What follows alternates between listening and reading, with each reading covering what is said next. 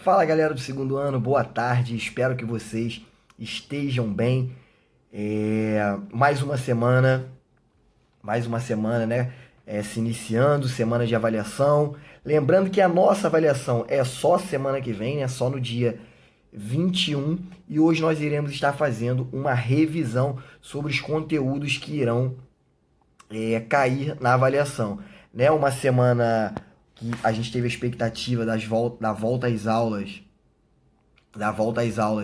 presenciais. A gente sabe que não são todos os alunos que optaram por essa volta às aulas, porém a gente viveu a expectativa, só que saiu uma nova liminar, né, que acabou proibindo o retorno às aulas. Lembrando que nós, professores, a direção da escola, a coordenação escolar, está se preparando da melhor maneira possível para atender vocês, tanto de forma presencial quanto de forma online, o que nós estamos fazendo desde o mês de março, tá certo? Então, já que a princípio não iremos voltar, nós iremos fazer uma revisão hoje para a nossa avaliação de semana que vem, tá certo? São 3 conteúdos que eu separei para cair na nossa avaliação. São eles: as tendências da educação física, o esporte de combate, lutas e esporte e gênero, que também foi um assunto que a gente debateu.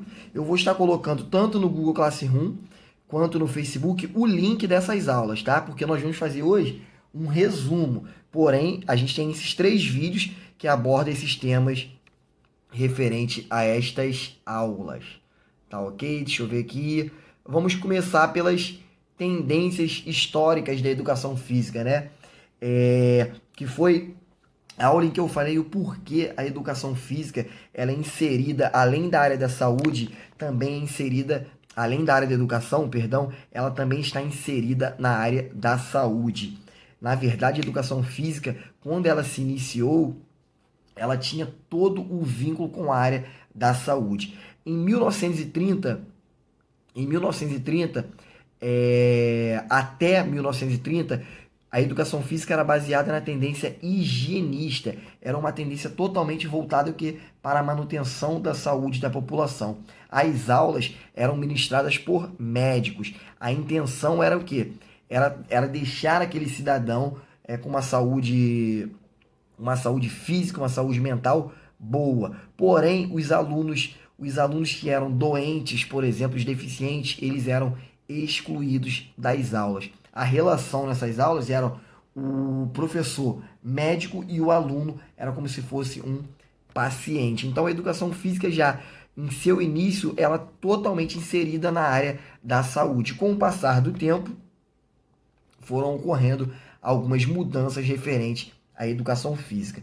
A partir de 1930, que foi ali que a iminência da Segunda Guerra Mundial, né, já tinha toda uma expectativa para a Segunda Guerra Mundial, o que ocorreu mais à frente, né, no final dos anos 30, a educação física no Brasil ela passou a ser baseada pela tendência militarista, quando o objetivo da educação física era preparar os jovens para a guerra, tá certo? O que acabou acontecendo, porque na Segunda Guerra Mundial, alguns soldados brasileiros foram enviados, algumas tropas brasileiras foram enviadas para também estar participando da Segunda Guerra Mundial.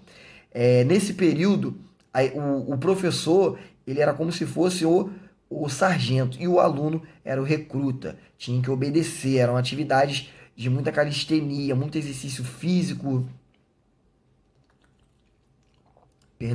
Atividades bem rígidas, bem intensas, porque eles estavam preparando os alunos, na verdade, né, para a guerra. Eles valorizavam os sujeitos mais fortes, mais capacitados. Foi nesse período militarista também que as mulheres começaram a fazer parte das aulas de educação física, ainda assim separada dos homens, até porque para os homens era uma atividade muito intensa.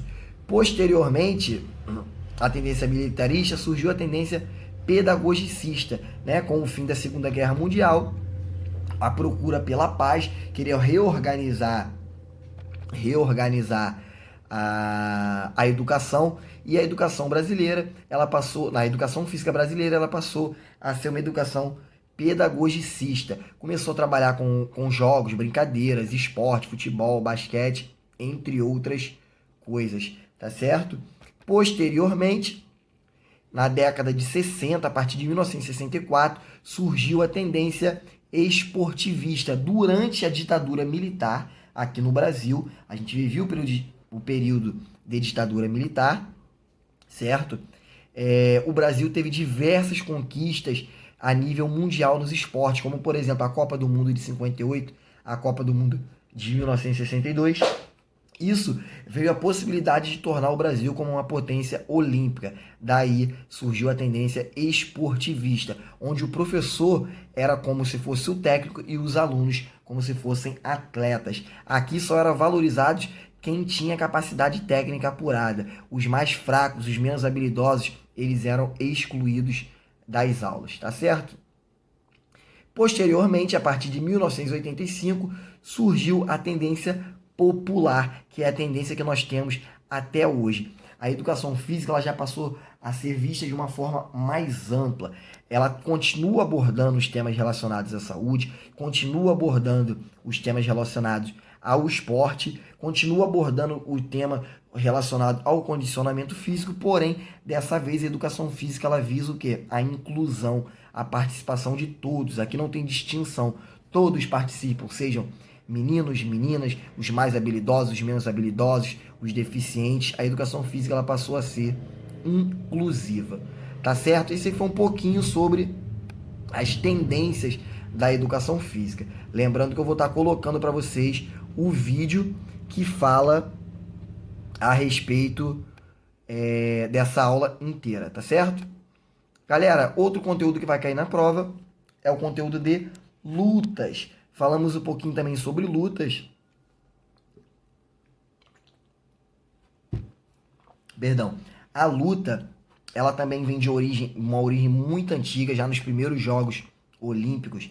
A luta já fazia parte desses jogos, né, os embates, até porque a gente, como população, né, desde o início da vida aqui em terra, a gente já fazia a caça e a pesca, né? Então era uma forma de luta, uma forma de defesa contra os animais e também de ataque. Então a luta ela está inserida na nossa sociedade há muito tempo, tá certo? E uma das questões da luta é que ela está totalmente relacionada à diversidade cultural. A luta ela abrange conhecimento sobre diversos povos, como os povos asiáticos, que são muito, muito importantes em relação à luta, os Estados Unidos, a Cuba, o México, tem muita relação com o boxe também, tá certo? Nessa aula nós falamos sobre diversos tipos de esporte, falamos sobre o boxe, que é um dos esportes mais bem pagos do mundo, as lutas principais são lutas milionárias, o boxe é aquela luta de confronto direto, né, entre dois atletas, um total de 12 rounds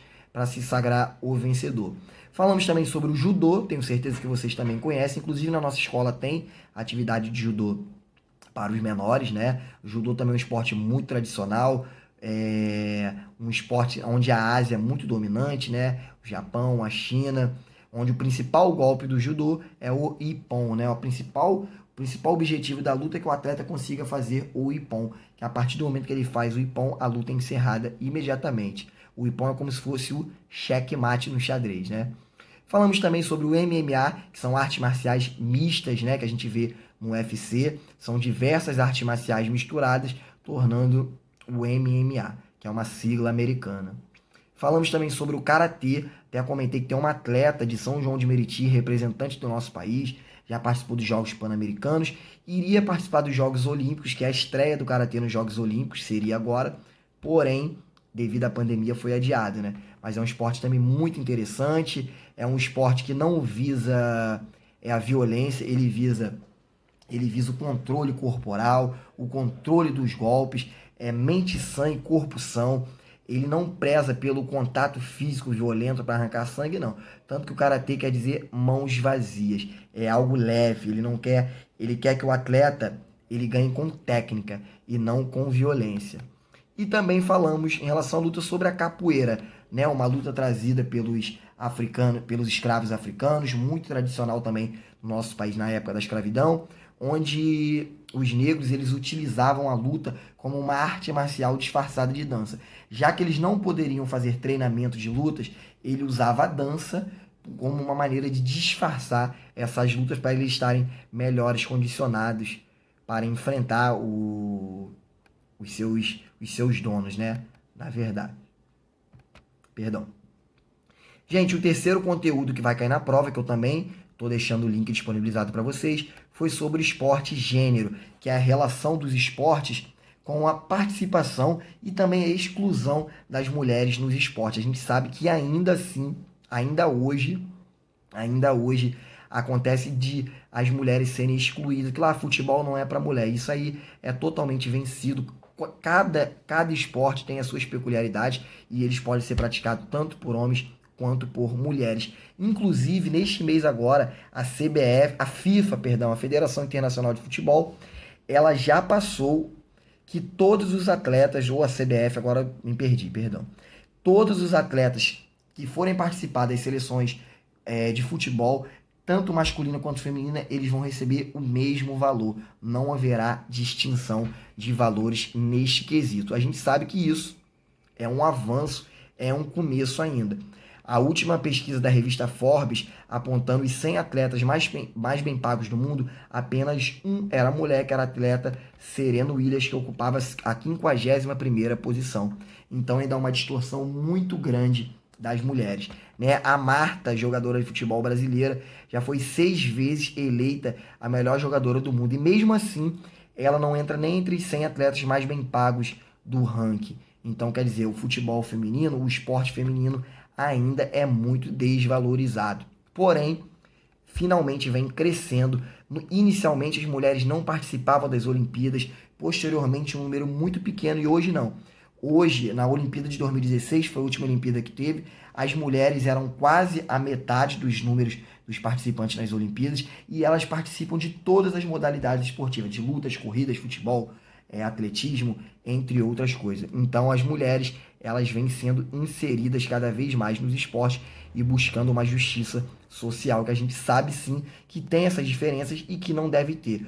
Todos vocês têm o direito de participar de qualquer atividade que vocês queiram, que vocês se sintam à vontade. Sejam meninas, meninos, a pessoa que tem uma deficiência, que é menos habilidoso, que é mais habilidoso. É uma inclusão. Vocês têm direito a participar de tudo o que vocês quiserem. Tá certo? Então, daqui a pouquinho na nossa live, às 3h10, a gente estará falando um pouquinho sobre esses 3 conteúdos que irão cair na prova. Tá beleza? Aguardo vocês às 3h10 na live e vou deixar o link com as aulas passadas na íntegra que irão cair nas provas. Tá beleza? Até daqui a pouco, galera.